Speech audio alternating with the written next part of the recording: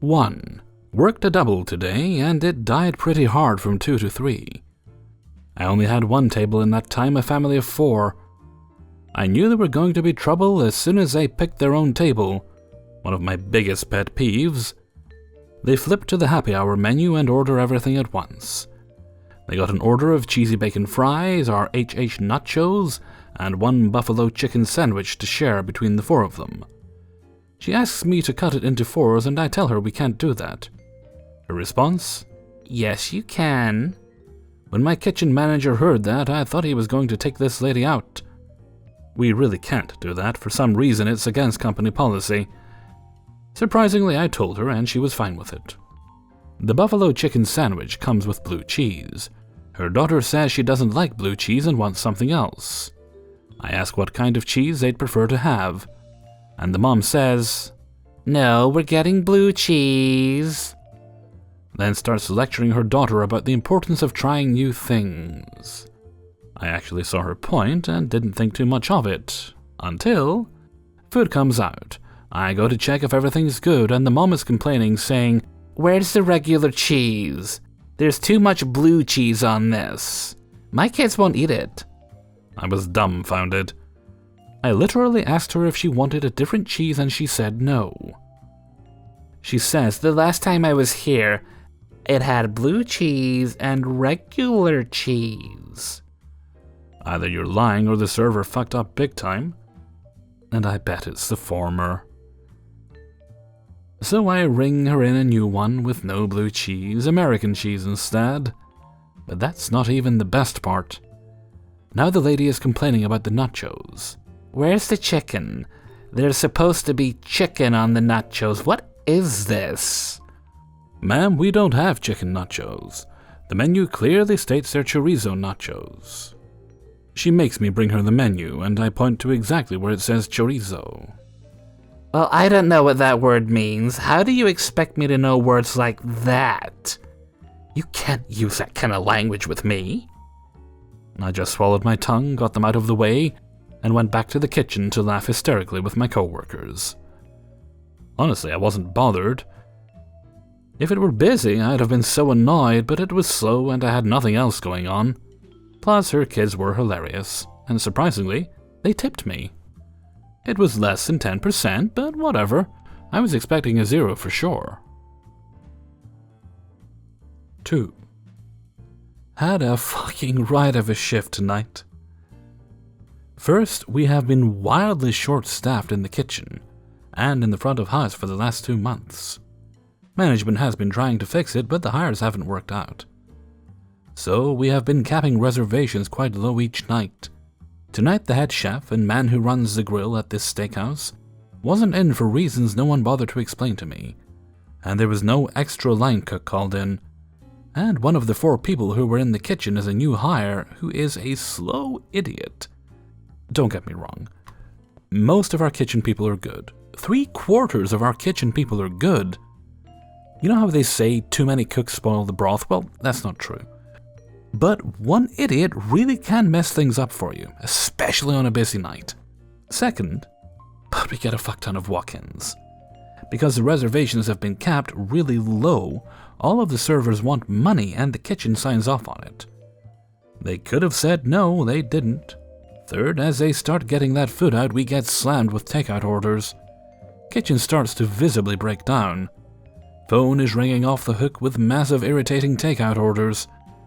We have 3/4 of the seats in the restaurant sat on a night where we were only supposed to use half, and probably not all at the same time.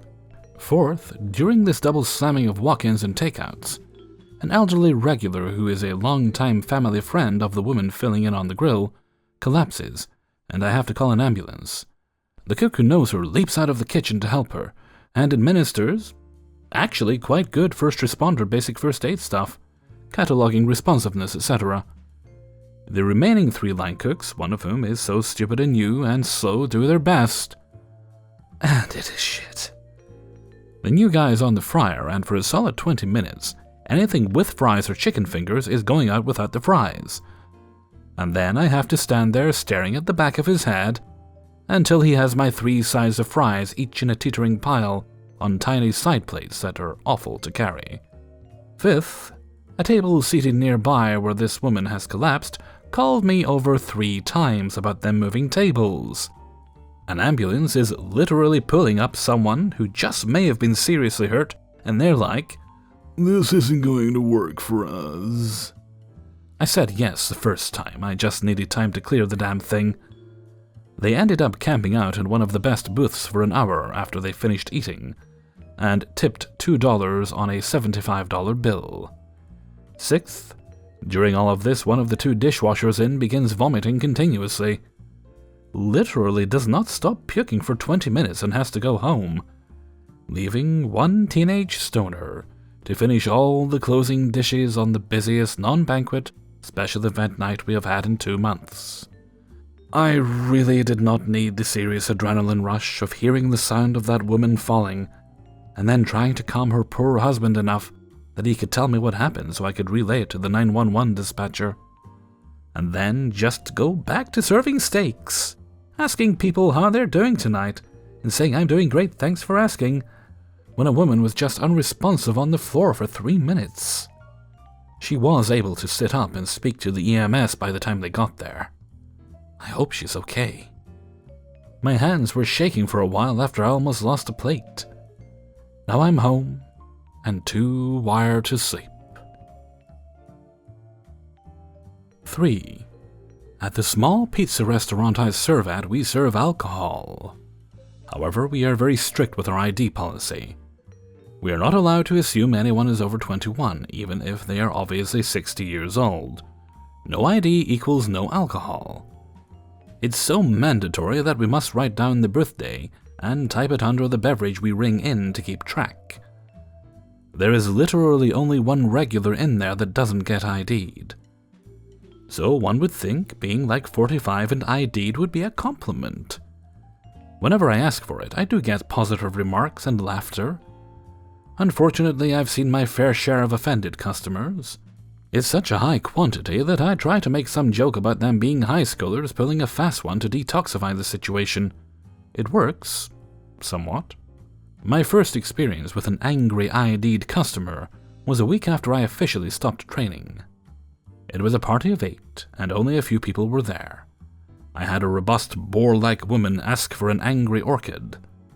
Ironic. I knew this lady was over 21 since she looked like a worn-down wine barrel, but I did my job. Her eyes intensely flashed as she remarked, "Why are you asking for my ID?"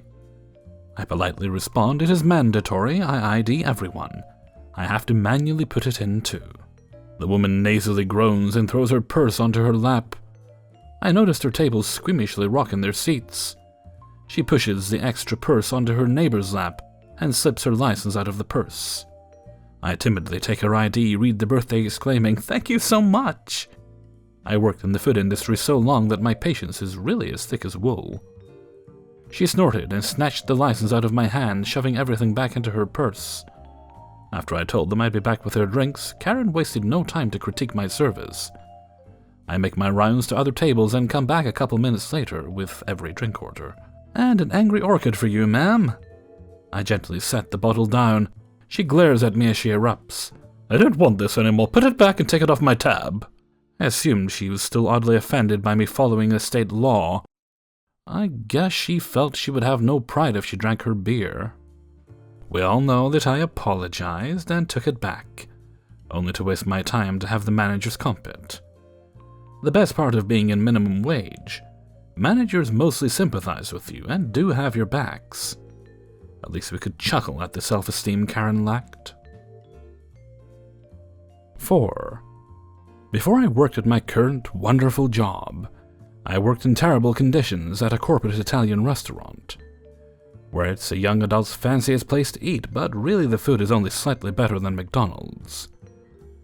I actually hated the job for the unfair hours and cuts along with the lack of air conditioning, and such a dirty environment that OSHA would have a field day shutting down that location.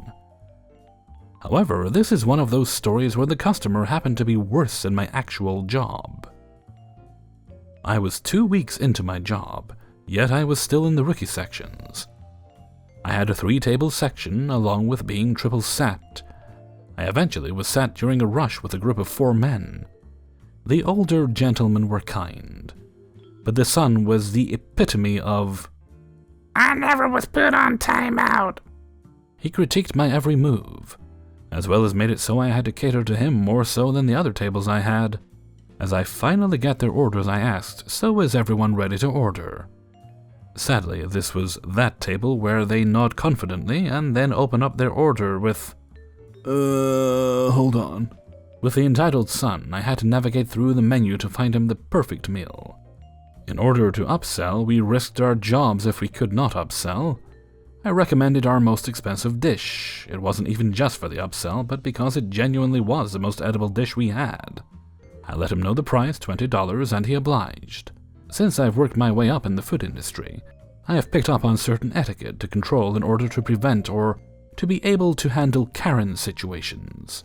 I learned it doesn't work when you're a faceless servant to a corporation. I repeated each and every order back to the men. They all nodded in agreement that I have recited their correct order. Just to be clear, the entitled guy confirmed he would be ordering our most expensive item. I ring up their food is delivered, they eat, and I check up on them. Towards the end, I got their tickets sorted and split. When I handed it to them, I walked to my other tables, but I was eventually stopped by the EM. He started hounding me and spouting in my face as to why the bill was so expensive. "I showed you the item you wanted on the menu, and you said you wanted it." "No, I wanted the create your own. I made this pasta." The create your own pasta is on a different page. I clearly indicated that you would be ordering. "No, I pointed to this. I said I wanted this, and you charged me for this." I confirmed what you wanted before I rung in your orders. You also ate all of your food. We go back and forth until I have to get my manager. Fortunately, it's no big deal since it's a multi-billionaire company, or whatever my manager bragged that made it so comping was nothing. It made me look like a jackass even though I was certain I did my job correctly. This is one of those moments where I'm glad I work at a mom-and-pop shop. Since managers there at least have your back. My manager made me apologize and said, "You may be right, but he is complaining." "The customer is always right" type of spiel. I got back to the table to find the 3 mature men clearly uncomfortable with the son's actions. EM had a smug look on his face, and I knew that he knew what he was doing. Suffice to say, the gentleman actually tipped me 20%, which made up for EM stiffing me. I guess even if I was embarrassed that night, at least he is not my son. 5. I was waiting on a nice couple celebrating the wife's 59th birthday. My parents are fortunate enough to live in a neighborhood with a clubhouse, and these two looked like they could have been any of the other near-retirement Denzians that constantly interrupt each other's dinners for handshaking, like they haven't seen each other in 3 days. I digress. Now, I was on autopilot for a good portion of that night, so I honestly can't tell you how the conversation got to this point. But eventually, the wife mentioned they own a cottage in a nearby city with a music scene. And she casually mentioned they mostly rent it out to bands on tour, when they aren't using it. And that's when she said, "One of our friends is actually there right now with his band on one of their tours. I hope they become popular enough for me to name drop them one day. They're great, but they're pretty niche." And that's when she sheepishly looked down. "They're into the heavier side of music." It was in that moment my autopilot turned off and I perked up with an, "Oh, I happen to enjoy the heavier side of music." And with that, the husband lit up and tossed the name-dropping aside to ask me, "Okay, tell me some of your favorite bands, go." So I led off with, well, right now my favorite is probably Unleash the Archers, Cobra and the Lotus for only a little guilty pleasure, and he cuts me off to immediately reply, You like female-led bands." And as I was casually agreeing that yeah, it's not like I seek it out, it just tends to be that way, that his wife said, jabbing a thumb at him, "Lizzie Hale, lead singer of Hailstorm, is his allowed to cheat on celebrity pick?" without batting an eyelash, and he just laughed and said, "Yep." Fortunately, we were in the post-rush groove, so I had time to just go back and forth with exchanges like, "So do you like Epica too?" "Oh yeah, their collaboration with Powerwolf was awesome." Yeah, so we've already ordered our tickets for the Battle Beast concert coming here in July. There's a Battle Beast concert coming here in July? Another rotation later, we spent a good 10 minutes bonding over what it's like to be a metalhead that doesn't present as such. I can only handle loud music when I'm in control of the volume, so I can't really handle concerts. I don't dress in studs and makeup, and have no desire to enter a mosh pit.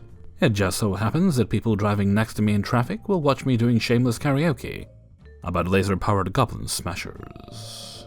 I rarely get to meet people around me that can even tolerate metal, and never mind the exact niche I prefer, and have the same lifestyle about it. Sometimes, this job can surprise you. 6. 5 minutes into work, I get a phone call. I answer it, and it's a woman asking me how to get to my restaurant. I gave her the basic directions, which are easy because we are on a main road in front of a community college. My directions were not good enough, so she made me give them our address. She's clearly on a smartphone that has maps on it. Even if a part of me wanted to tell her to type our name into Google, I had to be the one to type it in to find our exact address. On that phone call, she was belittling me. She was not happy that my directions were vague. For 2 minutes, I had to hear her whine about how she really needs an Italian beef sub. Our main attraction is pizza, but different strokes for different folks, I guess. When I hung up, I prayed that my turn did not come to have them. Lo and behold, it is my turn when they come in. Just to have an inkling of hope, I asked if it was here or to go at the counter. For here. Damn it. I got them sat, and the daughter was clicking through her phone, scowling. I immediately asked for drink orders, to which they glared at me and demanded a minute. Okay. I guess deciding between Pepsi or Dr. Pepper is a very serious decision. I give them a couple of minutes. When I come back, the older woman, EW, immediately asked about our sub. I couldn't recall what was on the sub, and they were too intimidating for me to point the ingredients on the menu. I felt that if I did, she would insult me once again for my help, as she did on the phone. I know I got it wrong, but I listed what I could recall on the Italian beef sub. I milked it by saying Italian beef, provolone, some dressing we use, and the au jus sauce. Is there any giardiniera peppers on this sub? We do not have those peppers, but we have green peppers, banana peppers, pepperoncini, and jalapenos. I thought it was Chicago style. At this point, I knew she's mistaken us for another pizza place that had a very close name to ours. Oh, there's a restaurant with a similar name that is Chicago-style pizza. We have customers that accidentally come here all the time, and they closed down a month ago. Your Italian beef is horrible, then. She's never even been here? If it's not Chicago style, then I know it's going to be bad. You need these peppers to make it good. I don't like this place. Is your pizza even Chicago style? No, it isn't. I'm sorry. Fine, I guess we'll go look at your pizza. Okay, take your time. I walk off, and fortunately, as I was complaining to my coworker, they left. I guess our pizza is super awful if it's not from Chicago. Their whole issue with us was based on food they have not eaten.